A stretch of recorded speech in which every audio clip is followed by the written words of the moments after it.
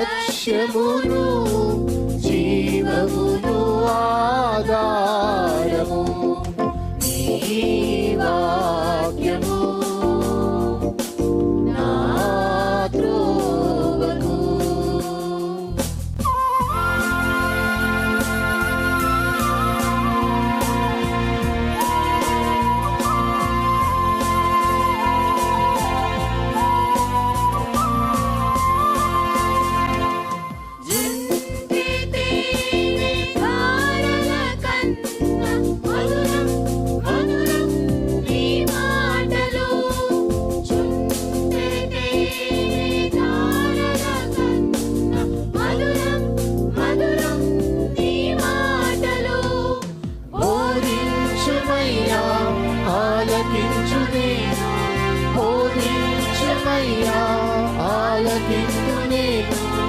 అనుసరింతునయ్యా ఆత్మశక్తితో, అనుసరింతునయ్యా.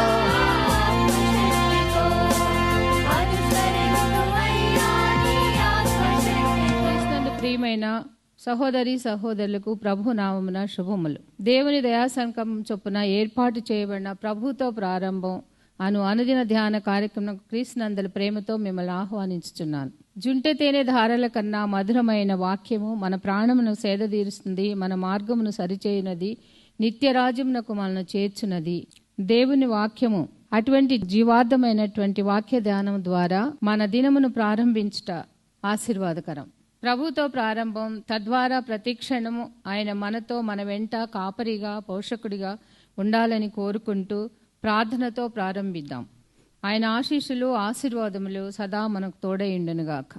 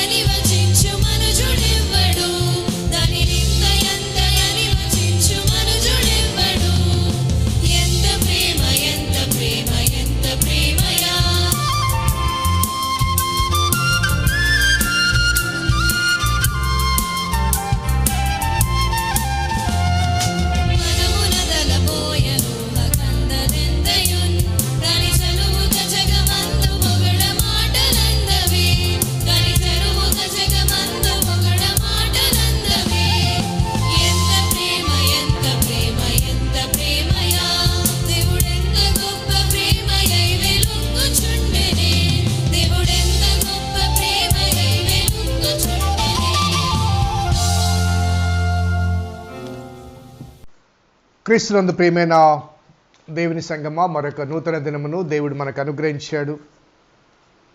ప్రభుతో ప్రారంభం అనే ఈ ఆధ్యాత్మిక కార్యక్రమాలు క్రమము తప్పకుండా వీక్షిస్తున్న మీకందరికీ ప్రభు నామమున శుభములు, స్వాగతం తెలియజేస్తున్నాను. దేవుని దివ్యమైన సంకల్పాన్ని బట్టి మరొక నూతన దినం, దేవుని వాక్యముతో మీ ముందుకు రావటానికి దేవుడు నాకు అనుగ్రహించిన ఈ అవకాశాన్ని బట్టి కూడా దేవునికి స్తుతులు చెల్లిస్తున్నాను. ఆశనిచ్చాడు, ఆసక్తినిచ్చాడు, అవకాశాన్ని ఇచ్చాడు, ఆరోగ్యాన్ని కూడా ఇచ్చాడు. కాబట్టి దేవునికి స్తుతులు చెల్లిస్తూ రండి, మరొక నూతన దినం ప్రభుతో ప్రారంభించుటకు ప్రభు ప్రేమను బట్టి మిమ్మల్ని స్వాగతిస్తున్నాను. ప్రార్థన చేద్దాం. కృపగల దేవా, దయగల తండ్రి, మీ పాదములకు స్తోత్రము చెల్లిస్తున్నాం నాయన. నీ ఉచితమైన దయా సంకల్పాన్ని బట్టి మమ్మల్ని ప్రేమించి ప్రోత్సహిస్తున్న విధానం బట్టి మీకు స్తుతులు చెల్లిస్తున్నాం. ఏనాటికి అవసరమైన ఆనాటి ఆధ్యాత్మిక ఆహారాన్ని దినదినము మీరు పంచిపెడుతున్న విధానం బట్టి మీకు స్తుతులు చెల్లిస్తూ నీ లేఖనాల్లోంచి, ప్రత్యేకించి నీ భక్తుల జీవిత సాక్ష్యాల్లోంచి, కీర్తనల గ్రంథ ఆధారంగా ఒక్కొక్క కీర్తన, ఒక్కొక్క వచనాన్ని మేము ధ్యానం చేస్తుండగా మరి ఆ భక్తుని యొక్క భావోద్రేకాన్ని, జీవిత అనుభవాలను, సాక్ష్యాలను నెమరు వేసుకుంటూ ప్రవచనాత్మకమైన వాటిని మా వ్యక్తిగత జీవితాలకు అన్వయించుకుంటూ ముందుకు సాగుతుండగా మీరే మాకు బోధించమని వేడుకుంటూ మా రక్షకుడైన యేసు నామమున అడిగి వేడుకొంచున్నాం తండ్రి. ఆమెన్. 25వ కీర్తన 2వ వచనం. దేవా, నీ యందు నమ్మిక ఉంచి ఉన్నాను, నన్ను సిగ్గు పడనీయకము. నిన్నటి దినం మనం ధ్యానం చేస్తూ యెహోవా నీ దిక్కునకు చూచి నా ఆత్మను ఎత్తికొనుచున్నాను అనే మాటను మనము ప్రారంభించాం. ఈ మాటలోని కొంత భావాన్ని మరికొంత ధ్యానం చేస్తూ మరి అవకాశం ఉంటే 2వ వచనంలోనికి మనం వెళ్దాం. సో నిన్న జ్ఞాపకం చేస్తూ మరి నీ దిక్కునకు చూచి నా ఆత్మను ఎత్తుకొనుచున్నాను అంటూ మరి దేవుని వైపు చూడాలి అనే వాస్తవాన్ని జ్ఞాపకం చేసుకున్నాం. అదే రీతిగా కేవలము ఆత్మ మాత్రమే కాదు, 86:4 బట్టి నా ప్రాణమును కూడా నీ వైపుకు ఎత్తుచున్నాను అంటాడు. అప్పగించబడే ఆత్మ మాత్రమే కాదు, విడిచిపెట్టబడే ప్రాణం కూడా, అనగా ఈ ప్రాణము లోక సంబంధమైన ఆశల వలయములో చిక్కుకొనకుండా నా ప్రాణాన్ని కూడా, నా ప్రాణంలో కలిగి ఉన్నటువంటి ఆశలు, ఆశయాలు ఇవి కూడా నీ వైపుకు ఎత్తుచున్నాను. అదే రీతిగా నా హృదయము, నా చేతులు అనగా నా చేతలు కూడా నీ వైపు ఎత్తుచున్నాను. సో దేవుని వైపుకు నిరీక్షణతో కొనసాగే ఈ అనుభవాల మధ్య మన జీవిత సాక్ష్యాల్లో మనము ఎదుర్కొనే వివిధ అనుభవాల్లో మరి దేవుని వైపు మనము నిరీక్షిస్తున్నామా లేదా, దేవుని వైపు చూస్తున్నామా లేదా ఒకసారి మనము ఆలోచించాలి. నేను దినం చెప్పాను, no doubt we will be praying, but ధ్యానపూర్వకంగా ప్రార్థన చేస్తున్నామా, ఆశతో ప్రార్థన చేస్తున్నామా, ఆసక్తితో ప్రార్థన చేస్తున్నామా, కేవలం అవసరం బట్టి ప్రార్థన చేస్తున్నామా? So we need to look to God while we are praying. ప్రార్థించే సందర్భంలో మనకు దేవుడే కనిపించాలి, దేవుడు తప్ప ఇంకెవరు కనిపించకూడదు. ఎందుకంటే మనుషులను నమ్ముకుంట కంటే నీ దేవుడిని యెహోవాను ఆశ్రయించుట మేలు. 46వ కీర్తన ఉంది కదా, దేవుడు మనకు ఆశ్రయమును దుర్గమును అయినాడు, ఆపత్కాలములో నమ్ముకొనదగిన సహాయకుడు. ఆపత్కాలంలో నమ్ముకొనదగిన సహాయకుడు. So we need to lift, అనగా ఆయన వైపు చూడాలి. ప్రార్థించే ప్రతిసారి కూడా ఆయనే కనబడాలి, ఆయన తప్ప మరెవరూ కనబడకూడదు. మనం ప్రార్థన చేస్తూ ఒక సహాయం గురించి ప్రార్థన చేస్తూ ప్రభువా అంటూ ప్రార్థన చేస్తూ ఎవరొచ్చి సహాయం చేయగలరంటూ దిక్కులు చూసామనుకోండి, లేకపోతే ధ్యాస దేవుని మీద ఉండకుండా ఆ పలాని వ్యక్తి ఇవ్వగలడు, పలాని వ్యక్తి సహాయం చేయగలడు, ఈయన మాత్రమే చేయగలడంటూ మనుషుల మీద ధ్యాస ఉంచామేమో, ధ్యానము దేవుని మీద, ధ్యాస మనుషుల మీద ఉంచుతున్నామేమో ఒకసారి ఆలోచించాలి. We need to concentrate totally unto God while we are praying. ప్రార్థించే సమయంలో 121వ కీర్తన మనకు బాగా కంటతో వచ్చిన కీర్తన. ఎందుకు కానీ మన పేరెంట్స్ కానీ మన పితరుల కాలం నుంచి కొన్ని కీర్తనలు కంఠోపాఠంగా నేర్పించబడ్డాయి. ఈవెన్ మన సండే స్కూల్స్లో కూడా మొదటి కీర్తన కానీ, 23వ కీర్తన కానీ, 91వ కీర్తన, 103వ కీర్తన, 121వ కీర్తన, ఇలా కొన్ని కీర్తనలు కంఠోపాఠంగా మనకు నేర్పించబడ్డాయి. కొంతమంది చిన్నబిడ్డలు నేను ఈ మధ్య చూశాను, 119వ కీర్తన 176 వర్సెస్ ఉన్నాయి. మరి కంఠోపాఠంగా చెప్పిన అనుభవాలు. రీసెంట్గా సహోదరు ఆనందరావు గారు వారు ప్రభు దగ్గరికి వెళ్ళారు. వారి మనవడు ఆ 119వ కీర్తన చెప్పగా చాలా ఆనందించారు. ఆ వీడియో నాకు పంపించారు వారు. సో ఆ రీతిగా కొన్ని కీర్తనలు మనము మన బిడ్డలకు నేర్పిస్తుంటాం. అవి ఇప్పటికీ కూడా అనగా పెద్దవారైనప్పటికీ కూడా ఆ కీర్తనలు మన నోటి వెంట, మన మనసులో, మన ఆలోచనలో, మన జ్ఞాపకాల్లో ఉంటాయి. కానీ మన పితరులు ఆ కీర్తనలు మనకు ఎందుకు నేర్పించారంటే మన జీవిత అనుభవాల్లో ఎదురయ్యే ప్రతి సందర్భానికి సంబంధించిన కీర్తనలు అవి. మొదటి కీర్తన దుష్టుల ఆలోచన చొప్పున నడవక. సో నీ ప్రవర్తన గురించి, మన ప్రవర్తన గురించి ఒక సూచిక ఎలా జీవించాలి, ఎలా ప్రవర్తించాలి, ఎలా ప్రవర్తించకూడదు. అలాగే 23వ కీర్తన నీ సమస్యల్లో, నీ కష్టాల్లో, నీ బాధల్లో నీకు దేవుడు తోడుగా ఉన్నాడు, కాపరిగా ఉన్నాడు అన్న వాస్తవాన్ని.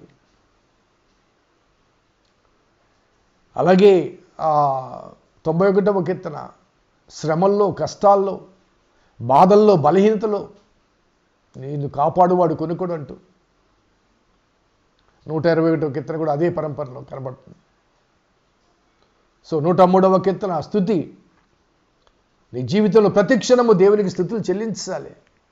ఇలా కొన్ని కీర్తనలు వారు నేర్పించారంటే మన జీవిత అనుభవాల్లో అవి అన్వయించబడాలి అని.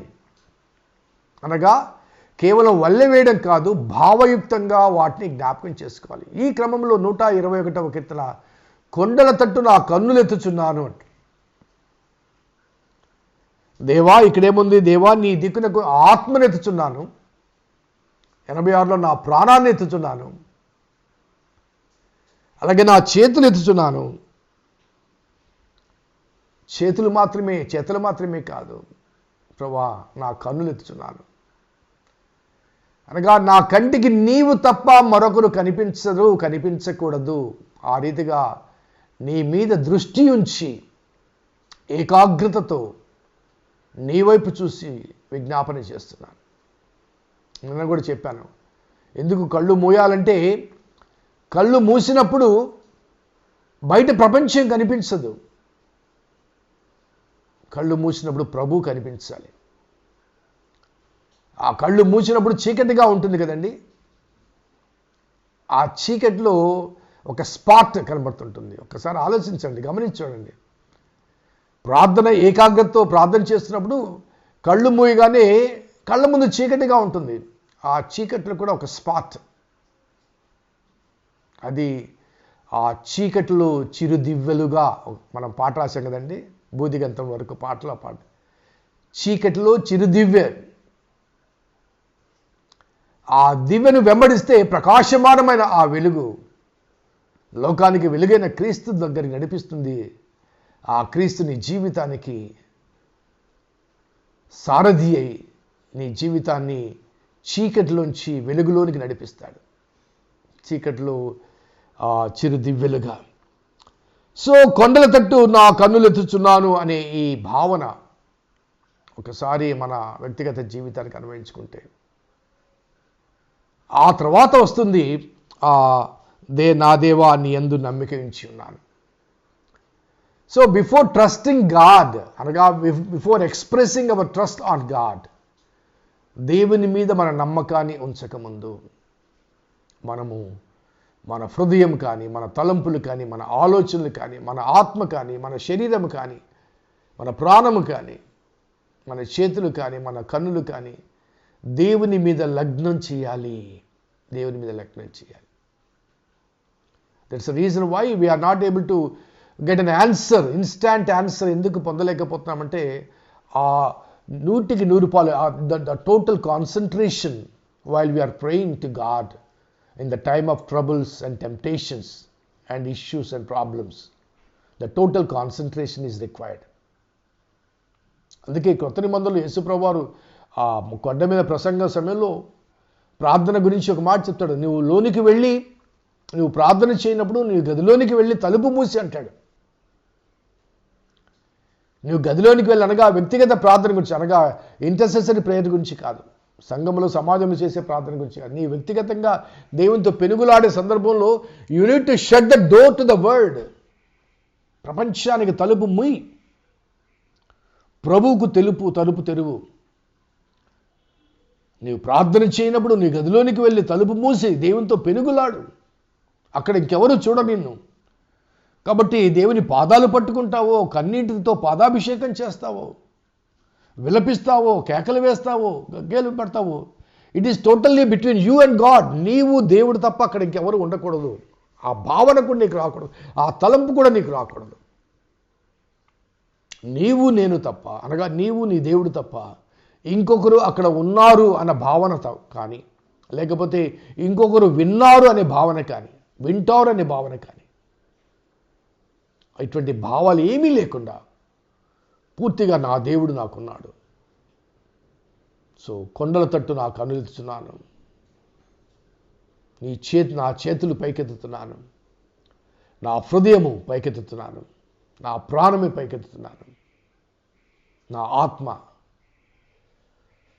The total person of you, నీ జీవితమంతా, నీ వ్యక్తిత్వం అంతా కూడా పరిపూర్ణంగా దేవుని వైపు నిమగ్నం చేయగలగాలి. ఆ ఏకాగ్రత అవసరం. యాకోబు అదే నేర్పించాడండి. Jacob sent everybody and everything out of him. ఒక్కడే ఒంటరిగా ఎబ్బోకు రేవు దగ్గర దేవునితో పెనుగులాడాడు. నీవు నన్ను దీవిస్తే తప్ప నేను నిన్ను పోనీయను అన్నాడు. ఆ పెనుగులాట అవసరం. నీ సమస్య, నీ కష్టం, నీ బాధ అన్నీ ఆయనకు తెలుసు, తెలియదని కాదు. బట్ మనం అడగడంలో అలసత్వాన్ని, అలక్ష్యాన్ని ప్రదర్శిస్తున్నాం. మొక్కుబడిగా అడగడం కాదండి. He is able. ఆయన నా సమస్య పరిష్కరిస్తాడు. ఆయనే ఆ భావనతో ఆయన్నే పట్టుకోవాలి, ఆయన్నే చూడాలి, ఆయన్నే ప్రార్థించాలి, ఆయనతోనే పెనుగులాడాలి. నీవు నన్ను దీవించు వరకు, నా సమస్య తొలగించు వరకు, నా కష్టాన్ని తీసివేసేంత వరకు, నా సమస్యను దూరపరిచేంత వరకు, నా కన్నీటిని తుడిచేంత వరకు ప్రభువా నీ వైపు నాకు అనులెత్తుచున్నాను.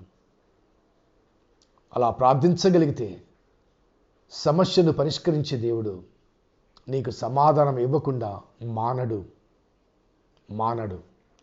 మాట ఇచ్చిన దేవుడు తప్పక నెరవేరుస్తాడు.